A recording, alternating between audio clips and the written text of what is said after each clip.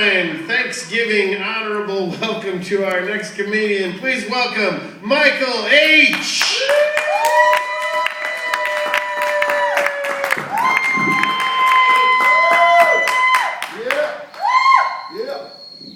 Too many damn chords up here.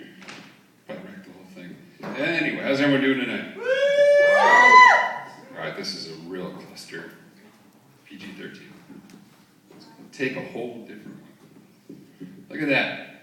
Not only is the man in black actually wearing some sort of color tonight, he's helping with the chords.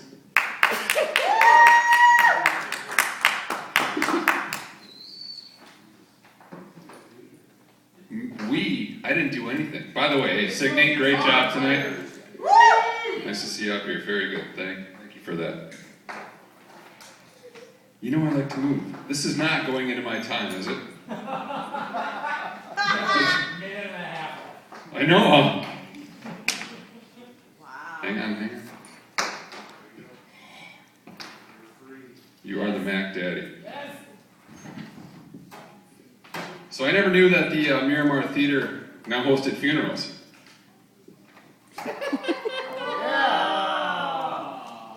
It's beautiful, Mary, don't worry. Alright, so as I've kind of had a theme going through things, we're talking about feelings. Everyone's so concerned about feelings and also about blame. So tonight we're going to take a look at both of those two things. First thing I want to look at are feelings. If you ever want to know how somebody is feeling about you, play Scrabble with them. It's true. The beginning, especially in relationships, because the beginning of the relationship, there's a lot of words that are put on the board like love, happy, exuberance is a good one, especially with the X. That's like a double word score. But as the relationship progresses, we get to the tense time. Then it becomes like vacation. Dozen, roses, sometimes used in consecutive terms. I know. But then towards the end of the relationship, where you're just at your finest point, where everything is so tense, where you're not at your finest moment, there's a lot of harsh words that start to appear on the board. Words such as anguish, agony, torment, razor, dismember. So you gotta be careful who you play Scrabble with, because you never know what's gonna happen. So now we're going back to the blame part. So I decided to take a deep look at myself last night, and I decided to start to place blame, because everyone now wants to put a blame on something as to why they can or cannot do something or be or not be something.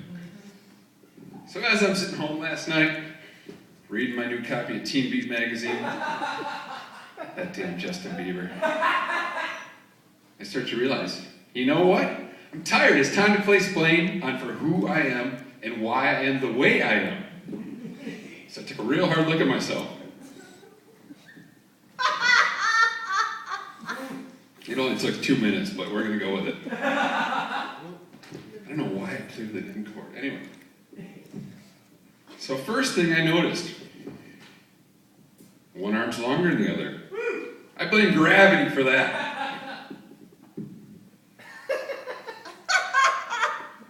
It's a bitch. Next thing I noticed, I've been told a lot that Ryan Reynolds looks a lot like me. Like I said, he looks like me. Not that I look like him. So I started thinking, well, gee, I'm not having as much sex as I used to. It's got to be that he's stealing all the women. They think that it's me, but it's really him.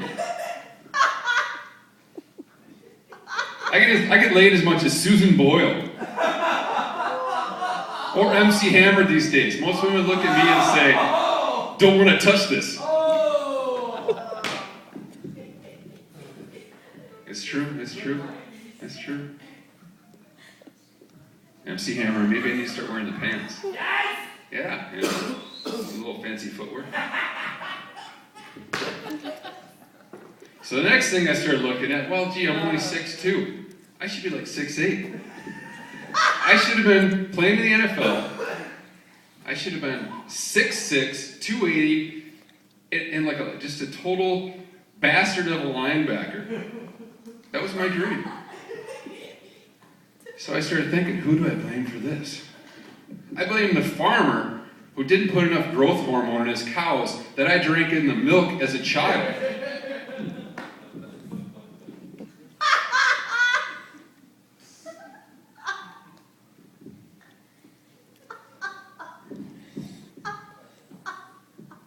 You know, the farmer always gets the rap.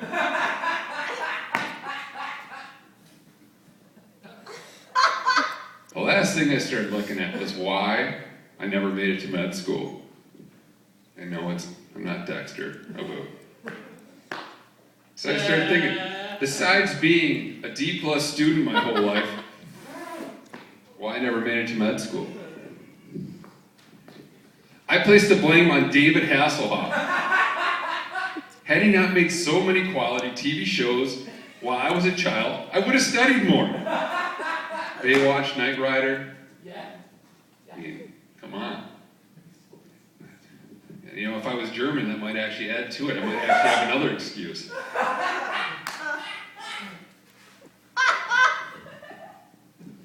And also, it seems today that everybody has a cause. Does it not? Celebrities have a cause. They don't even know what the cause is. All they know is that their name is on it, and they're going to support it. I once heard an interview with Dave Matthews. He was talking about what he thought was the ozone. And he said, you know, man, I really don't know, but we really got to do something about it. I said, all right, Dave, good, step aboard. But what?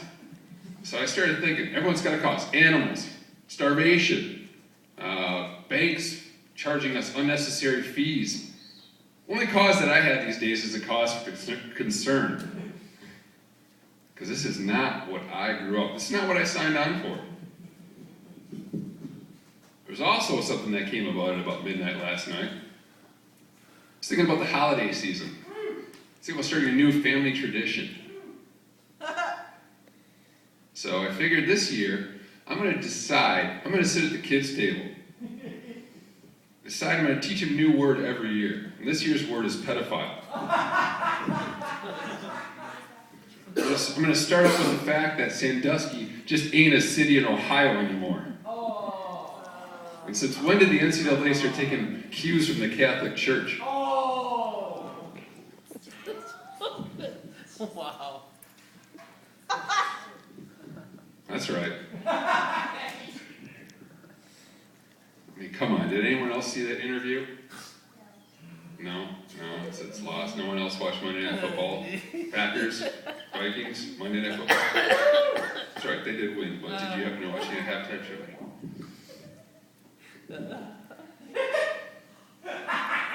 Wow, it's getting close. All right, I'll finish up a little story here. Since I can't, so you know these new lights, you can't see the flashlight that well, which I don't think I've got yet. But anyway, so I'm in a coffee shop the other day. Standing in line waiting for my, I just get regular black coffee no matter where I go. So I'm standing there next to this guy, and he shows up, and he's wearing the most absolute hideous sweatshirt in the entire history of the world. That's my new phrase. Whenever I say something, it's the history of the world. Just adds a little extra oomph to the statement. So I said, excuse me, sir, that is a beautiful sweater. Not sensing my sarcasm, he turns to me and says, well, thank you, it's fair trade. And I said, I hope you don't trade too much for it. So he looks back at me and says, sir, people like you are the problem. I'm the problem. So as he's putting his change back into his baby seal skin wallet, I said to him, tell me, what's the difference between fair trade and sweatshops? Completely frustrated, he looks at me and said, sir, you just don't understand. I said, of course I don't. You show up wearing your hoop earrings, driving your Volkswagen van, preaching about something you have no idea about, and yet you want extra whipped cream. Yeah, tell me how that works out for you. All right, well, thank you, and hey, tip your bartender well. Keith's a great guy, and everyone have a good night.